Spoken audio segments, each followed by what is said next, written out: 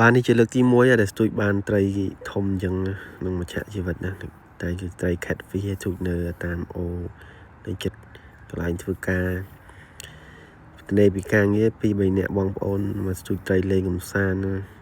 បងប្អូនអាចទស្សនានេះបានបាទលើកទី1ស្លាស្លន់ទៅពេលបានវត្តព្រាមអត់ហ៊ានលើកខ្លួនឯងទេព្រោះលើកទី1ហ្នឹងដំបូងហ្នឹងស្ទួយបានមុននឹងមួយហើយក៏យើងអត់ដែរស្ទួយយើងក៏បង្ខំទាញយកមកឡើងលើគោកប៉ុន្តែត្រីនៅវាធំហើយធ្ងន់អញ្ចឹងយើងលើករួចក៏វារបូតបត់បាត់ទៅនេះជាត្រីទី2ហើយដែលយើងបានស្ទួចម្ដងទៀតបន្ទាប់ពីរបូតត្រីទី1ហ្នឹងហើយវាតូចល្មមជាងនេះប៉ុន្តែត្រីទី2វាធំជាងមុនអញ្ចឹងយើងអត់ជំនាញក៏យើងបានឲ្យដៃគូមិត្តភក្តិយើងហ្នឹងក៏បានជួយកាន់ដងសទូចហើយយើងក៏អត់មានចេះធ្វើអីដែរក៏យើងទាញកាមេរ៉ាទូរស័ព្ទមកថតហើយមកថតហើយខ្ញុំថាបាន2នាក់ជួយគ្នាក៏បជួនអីសទូចទាំង2នាក់ដែលបោះគាត់ទាំង2ហ្នឹងក៏មានត្រីស៊ីដែរត្រីស៊ីទាំង3សទូចហ្នឹងត្រីទី1ដែលត្រីខ្ញុំសទូចធំហ្នឹងគឺបានជាប់សទូចហើយតែ2ទៀតកំពុងតែស៊ី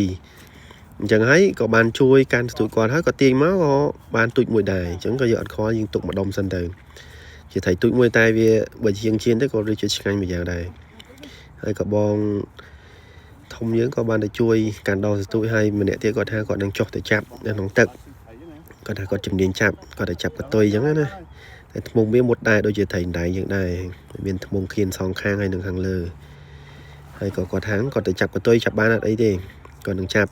តែចាប់ទៅវាល្អិលមានណាល្អិលរបូតទៅវិញសិនតែសំណាងល្អអាសទូចយើងមានតែតរបូតពីមាត់ត្រីទៅឡើយទេអញ្ចឹងក៏យើងមិនដឹងធ្វើម៉េចដែរយើងស្លាស្លន់ធ្វើម៉េចទាញវាមកគៀនហើយដើម្បីយើងចាប់វាឡើងយើងសង្ឃឹមថាយើងនឹងយ៉ាងសកៃវាឡើងមកលើបានប៉ុន្តែវាងាកទៅឆ្វេងងាកទៅស្ដាំហើយយើងពិបាកមែនតើក្នុងការដែលយកត្រីឡើងមកលើបានបើសិនជាយើងហ៊ានតែលើកខ្លាំងមិនស្រួលដាច់មាត់ធ្លាក់ចូលទឹកដូចទឹកមុនអញ្ចឹងអត់បានត្រីទេយើងសង្ងំ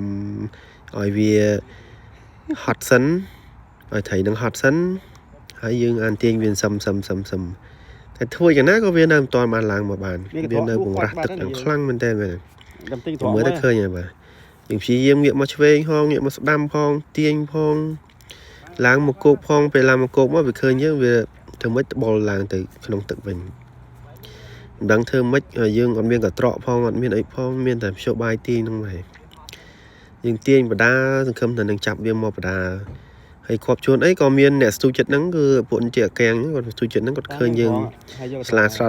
ន់ពងបានត្រីអញ្ចឹងគាត់ដឹងអូស្រួលពួកហ្នឹងពងបានត្រីតែពិតគាត់ពងរៀបចំឡានជិះទៅផ្ទះហើយគាត់ក៏ឈប់មកស្ទូគាត់ងាកឃើញហ្នឹងក៏ឃើញតំណងបានត្រីក៏គាត់ដឹងសភាពការក៏គាត់យកកថងពីគូតឡានគាត់មកឲ្យយើងហើយខ្ញុំក៏មិនមកព្រះអង្គយូក៏រត់ទៅយកកថងពីគាត់ដៃគាត់ភ្លាមដើម្បីមកដួសត្រីកុំខ្លាចវាដាច់មាត់ត្រីតែត្រីហ្នឹងវាចេះទៀតវាងាកទៅឆ្វេងងាកទៅស្ដាំធ្វើឲ្យអ្នកដួសគ្នាយើងដួសពិបាកដួសមែនតើយើងនឹងបានកត្រង់ហើយយើងខឹមថាអូនឹងដួសបានហើយណាយើងភ័យផងអផងភ័យផងអផងហ្នឹងវាលោបានរបូតទេរបូតអស់មួយហើយបាទហើយស្ទូចហ្នឹងទិញដល់$15ដែរទិញពីមិត្តភក្តិគាត់ទិញនៅគាត់ឈប់ស្ទូចគាត់លក់តអញ្ចឹងណាតែស្ទូច2ទៀតទិញសិត100ជាងអញ្ចឹងណាហើយយើងចេះស្ទូចទៅស្ទូចថោកជាងគេហើយយើងអត់ចេះស្ទូចទៀតបានអ្នកត្រីដែលបានអ្នកដែលអត់ចេះស្ទូចវិញគាត់ថាចាំមើលត្រីដែលបានអ្នកអត់ចេះស្ទូចមែនខ្ញុំហ្នឹងអត់ចេះស្ទូចឥឡូវបានត្រីធំមួយបានមកលើគោជាសម្រាប់ទឹកមុខរីរាសបោះមែនតែនបាទមើលទៅសប្បាយបានត្រីលើកទី1បាទបានត្រីធំអញ្ចឹងស្ទូចខ្លួនឯងមើលតែមានគេជួយទាញឡើងដែរអរគុណលោកពូដែលគាត់បានយកកត្រងឲ្យធ្វើឲ្យយើងបានអាចសងត្រីឡើងមួយបានព្រោះយើងរបូតអស់មួយហើយទី1ទី2ទី2បានមកលើកគោកយ៉ាងល្អប្រសើរអរគុណមែនទែនអរគុណជួយ like follow ទាំងអស់គ្នា